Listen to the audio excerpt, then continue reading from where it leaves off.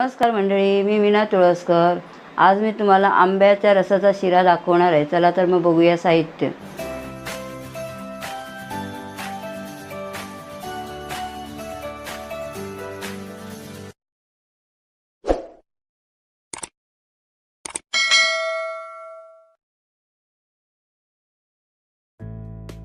बघा, हा रवा घेतला आहे मी. ही वाटी भरूनच घेतला आहे. तेवढाच मी आंब्याचा रस घेतला आहे. हा दूध घेतलं आहे 1 वाटी, म्हणजे दूध घेतलं आहे ते छोटी वाटी घेतली आहे. हे तूप आहे.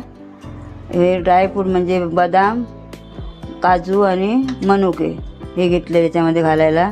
हा ह्याचा वेलची पावडर ही. आणि आता आपण करायला घेऊया. आणि थोडीशी चवीसाठी साखर आणि मीठ. कढई तापली आहे. आता आपण तूप टाकूया 2-3 चमचे.